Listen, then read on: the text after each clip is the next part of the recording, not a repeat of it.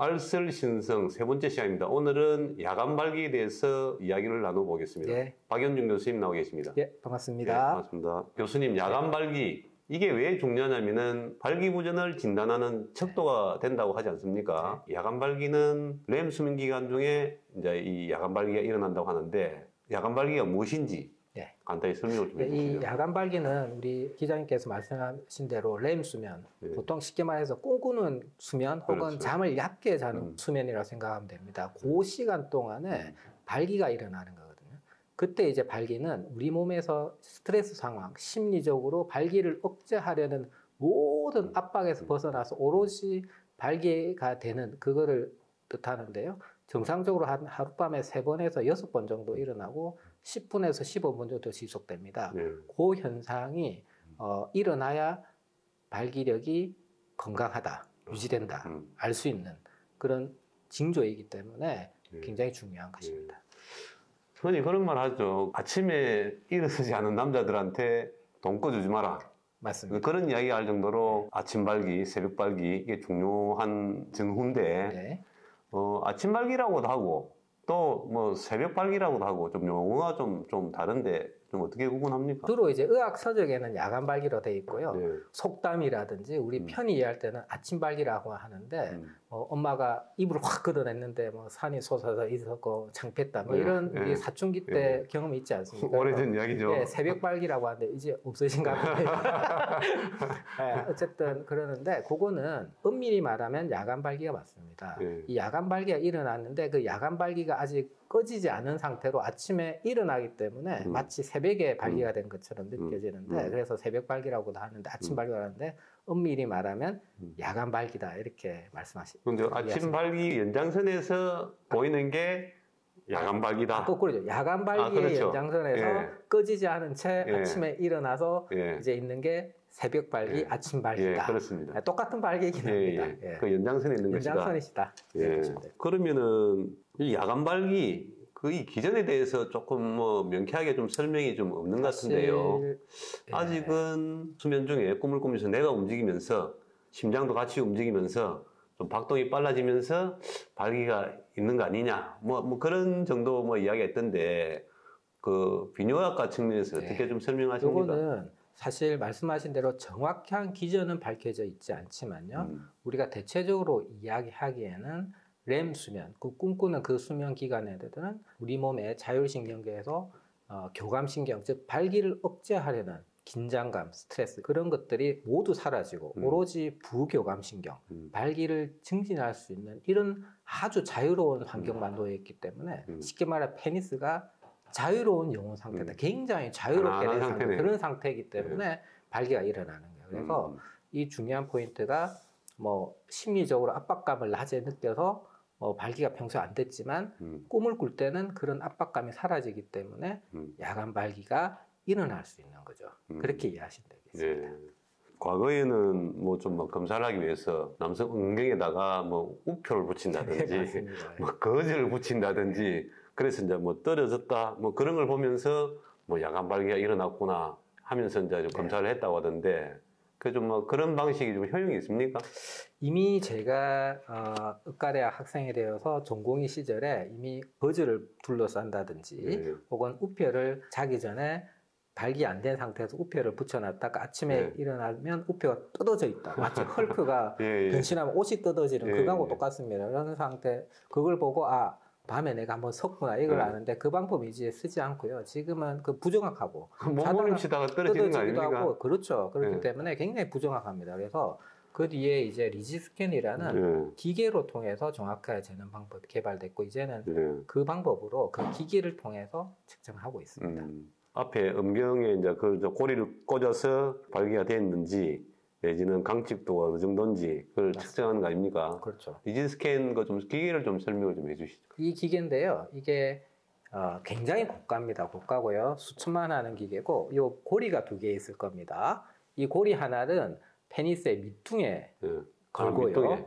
요 하나는 페니스의 기두 밑에 겁니다. 그래서 요거 기계를 작동시키고 환자가 취침을 하게 됩니다. 하룻밤 푹 자고 나면요. 이 기계가 알아서 지난 여름에 난 네가 뭐 했는지 알고 있다는 것처럼 이 기계가 한밤 동안에 환자의 페니스에 일어났던 일을 다 기록을 하게 됩니다. 예. 그래서 아침에 이 데이터를 뽑아서 예.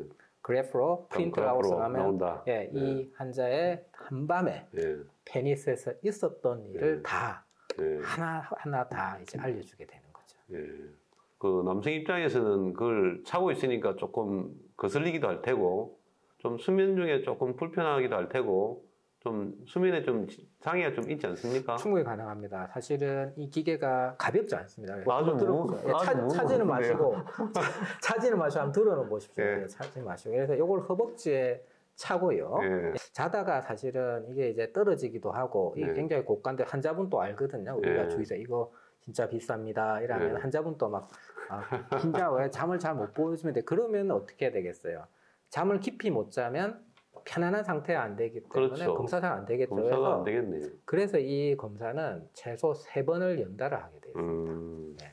좀 비싸다고 하던데 국산화가 아직 안 됐다면서요? 아, 예. 지금 우리나라가 우리 자동차, 뭐 반도체, 뭐 핸드폰 다 만들고 이런데 유독 이 기계만은 네. 전 세계에서 미국 한 회사에서 40년째 독점 판매를 하고 있습니다.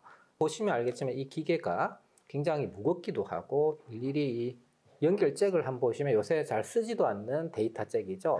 네, 요새 이런 거 USB도 다 쓰고 이런 블루투스 다 이러는데 이런 걸로도 해야 되고 굉장히 아주 오래된 버전이네요. 예, 그런데도 이게 안 되고 있고요.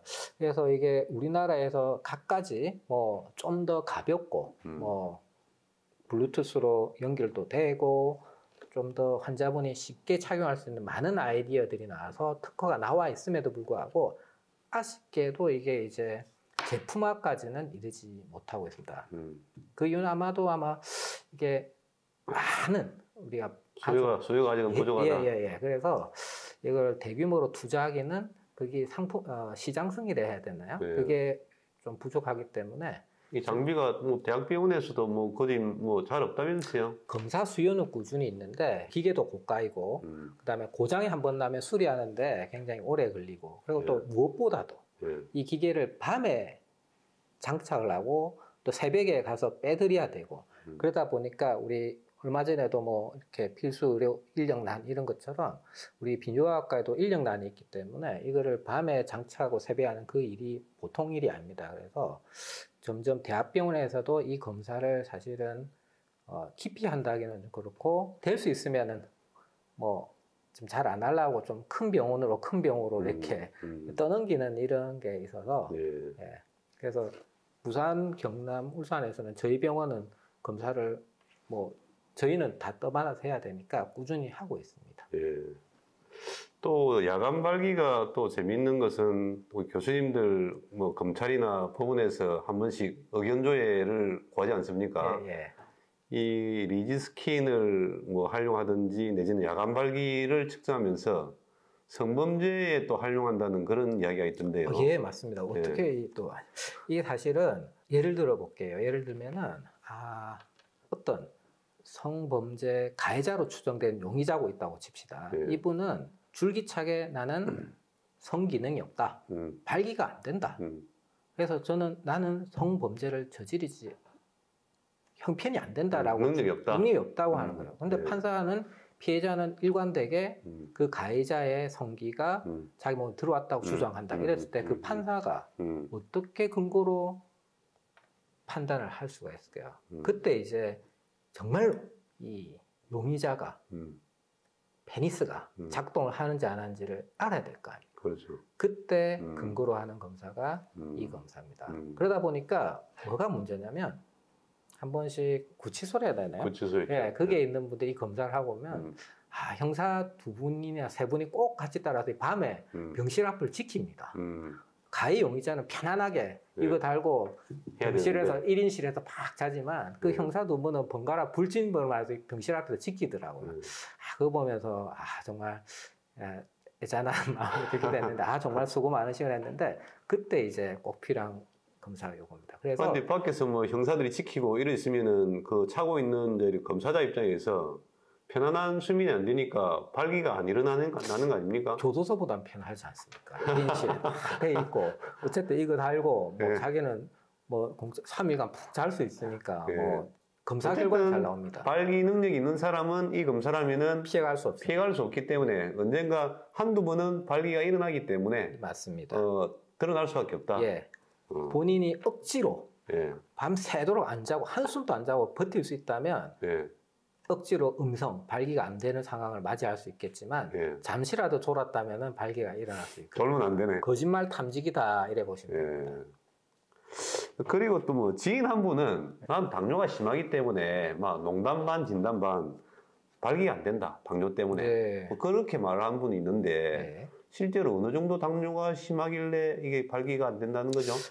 당뇨는 저희가 판단하기에 발기부전이 생기는 만성질환 중에 가장 그 범위가 광대하고 영향이 큰 만성질환입니다. 뭐 고혈압, 고지혈증, 당뇨가 제일 크고요. 또한 당뇨는 무서운 게 당뇨 조절을 잘한다 하더라도 당뇨가 걸린 그 기간, 우리가 이제 유병 기간이라고 했습니다. 나는 당뇨약을 7년째 먹고 있다, 10년째. 그 기간에 따라서 아무리 조절을 잘한다 해서 해도 당뇨가 걸린 그 기간이 길어지면 발기부전이 오는 걸 피할 수 없습니다. 그래서 당뇨는 정말로 예방을 잘해야 되고 안 생기는 좋고 당뇨가 걸리는 환자들이 발기부전할 때 저희 같은 성의학자들이 가장 치료할 때 애를 먹습니다. 예, 치료도 좀 잘 안 되고 이랬습니다. 실제 당뇨 심한 사람들은 발기에 문제가 있어서 음성으로 나온다.